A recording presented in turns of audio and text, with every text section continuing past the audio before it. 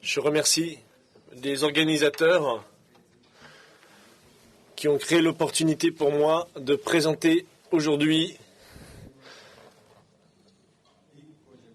dans cet ensemble de grands projets qui pourraient changer l'économie mondiale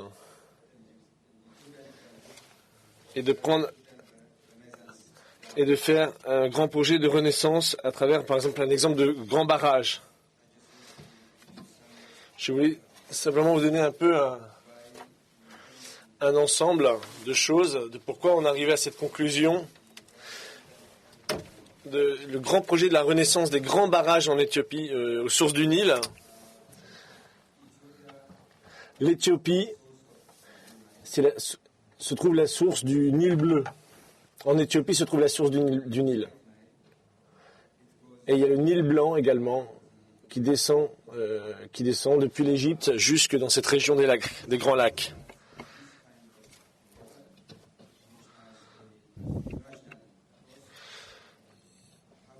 Donc, cela doit être régulé, contrôlé pour l'ensemble des pays que traversent ces zones, ce lac, ce fleuve.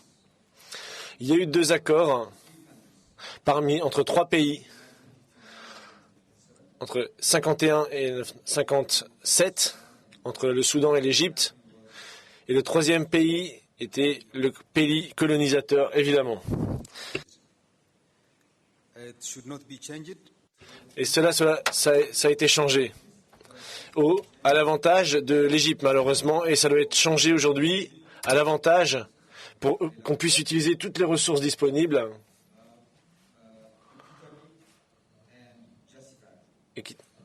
d'une manière équitable. Et on est en train de négocier depuis 10 ans pour renégocier les accords justement sur la gestion du bassin du Nil. Donc il y a tous ces pays qui sont dépendants du Nil, qui négocient depuis 10 ans pour arriver à la conclusion qu'on pourra satisfaire tous les pays qui sont dépendants de cela, qu'il y en a 10. Donc après toutes ces années de discussion et de négociation, il y aura une commission ce sera la commission du bassin du Nil, où le bureau permanent sera en Ouganda et qui prendra en compte les 10 pays qui sont dépendants du bassin du Nil. Voilà ce qu'on est en train de faire aujourd'hui, et d'utiliser les ressources pour tous, pas simplement pour un seul, et pas pour nous-mêmes non plus, mais pour tout le monde, de manière coordonner et mettre fin à la pauvreté par ce moyen et l'utiliser de manière équitable parmi nous tous et d'être en harmonie entre nations africaines. C'est le grand barrage de la renaissance éthiopienne. C'est ça le projet. C'est un élément central, ambitieux, pour transformer la région. Pourquoi on appelle ça la renaissance ?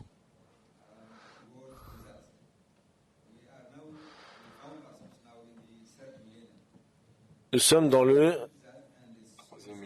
3e millénaire. Si on regarde les livres d'histoire dans l'histoire du monde, dans le 1er millénaire, l'Éthiopie était un pays qui décidait l'avenir du monde. C'était un grenier alimentaire. Après, il y a eu le 2e millénaire, où l'Éthiopie s'est développée elle-même, s'est trouvée elle-même.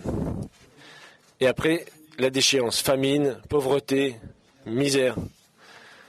Voilà ce qu'on peut trouver dans les dictionnaires aujourd'hui, le dictionnaire d'Oxford par exemple. Mais si vous cherchez le mot famine dans le dictionnaire Oxford, vous allez voir comme exemple Éthiopie. Donc ça va être changé, ça. L'Éthiopie ne peut pas toujours voir son nom publié de cette manière-là. Faire face à la famine, à la misère, alors qu'il y a une solution. Et ça, c'est une des solutions. Donc, ce grand barrage éthiopien, nous croyons, va amener l'Éthiopie à nouveau dans une position où elle était justement dans le premier millénaire, c'est un acteur important dans le monde. De lancer un projet de développement économique, exporter justement de l'énergie dans les pays voisins et l'engagement du gouvernement à renforcer notre coopération et le commerce équitable entre justement tous les pays qui contribuent et sont dépendants du Nil. Le Soudan, l'Égypte ont beaucoup à gagner à soutenir ce projet, même à co-diriger, co-avoir ce projet. Et selon le Premier ministre, l'idée était de financer ce projet à 50% par l'Éthiopie, 30% par l'Égypte et 20% pour le Soudan. Pourquoi? Comme mon collègue, Monsieur Rachid l'a dit, le sait, l'Égypte et le Soudan, et s'ils utilisent le fleuve du Nil, ils ont aussi des problèmes, comme on l'a vu. Quels sont les problèmes? Ils ont l'Égypte,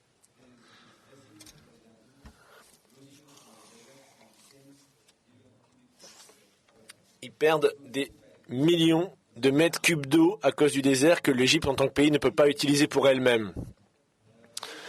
Donc les barrages en Égypte aussi, il y a une baisse des eaux dans ces barrages qui ont été mis en place en île.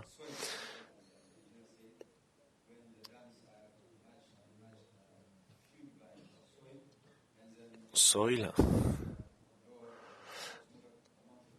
Bien, donc l'eau diminue malheureusement dans les barrages au fur et à mesure.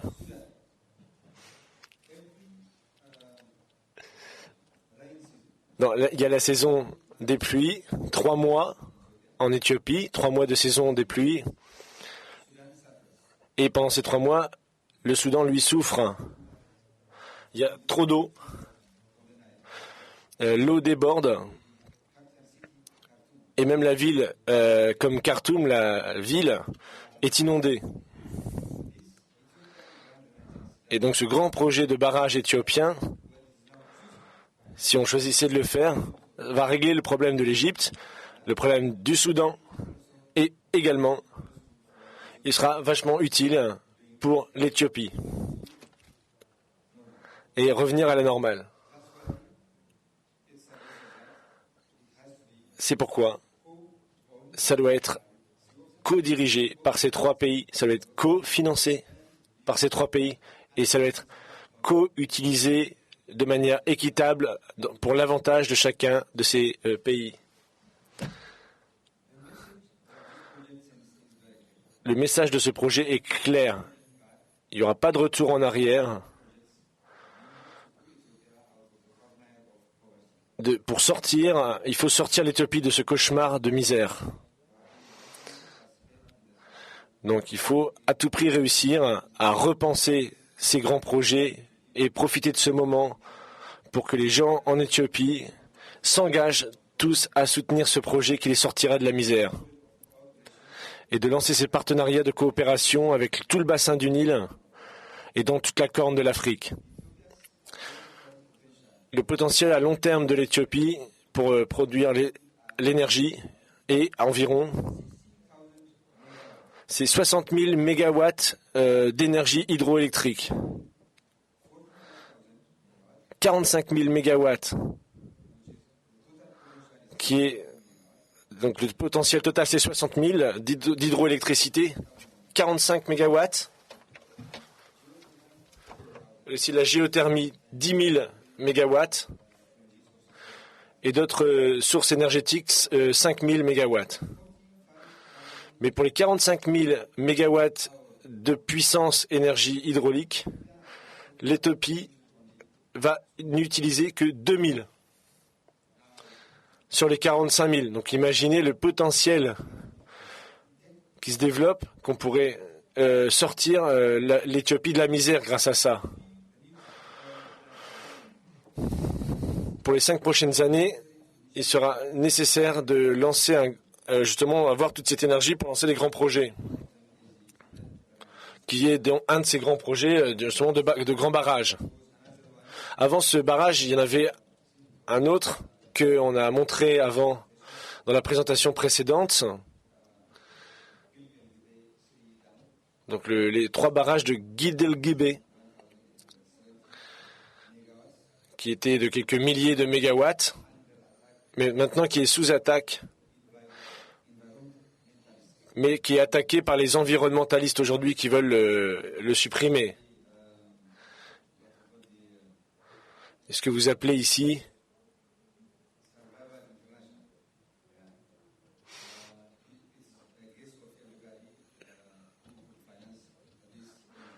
donc on sait qui finance justement ces organisations non gouvernementales qui attaquent l'Éthiopie dès qu'elle veut lancer des grands projets. Ça, on sait comment ça marche. Donc ça peut générer de la puissance électrique, ces barrages. Ça va générer, quand ce sera fini, 6000 mégawatts de puissance hydroélectrique. Quand tous les projets qui sont en cours seront atteints, c'est 10 000 mégawatts de puissance hydroélectrique. Donc le potentiel est là. Mais même avec ces limites de 10 000 mégawatts, nous pensons que non seulement on va l'utiliser pour nous-mêmes, mais que l'électricité pourrait être également exportée chez nos pays voisins, jusqu'à même l'Égypte, à travers les années, à travers la Méditerranée. Et on pense qu'il y a le potentiel même d'exporter notre puissance hydroélectrique, même au-delà de la mer Méditerranée, dans les pays d'Europe du Sud. Donc on voit un pays qui a un potentiel énorme. Pourquoi il ne se développe pas? C'est ce qu'on a discuté ce week-end. Les choses ne marchent pas comme elles devraient fonctionner. Et cela doit changer. Et une manière de changer, de nos points de vue éthiopiens, est de faire ce projet. Se concentrer sur ces grands projets, ça va bénéficier à l'ensemble du pays, à toute l'Afrique. Comme on l'a montré avec le passage africain, par exemple, notre collègue. Mais pour l'ensemble des nations africaines. L'autre point que dont je voulais parler ici, c'est que nous ne croyons pas que le marché peut être laissé. Nous ne croyons pas que le marché s'autorégule. Nous ne croyons pas que le marché, justement, décide pour lui-même. On pense qu'il doit être régulé. Donc, il doit y avoir une main qui ne soit pas invisible, mais une main qui régule le système financier. Et on a travaillé 20 ans. Et c'est de connaissance publique que tout le monde sait comment vivait l'Éthiopie il y a 20 ans, par exemple. On parle d'une nouvelle Éthiopie, aujourd'hui, avec une politique économique différente qui a été mise en place. Et sur les 8 dernières années, par exemple, l'Éthiopie a eu une croissance moyenne de 11% environ sur les 8 dernières années. Et nous pensons que ce type de projet dont on a parlé, dans un futur très proche, on peut justement sauver la génération future et la génération qui arrive. Merci de m'avoir écouté.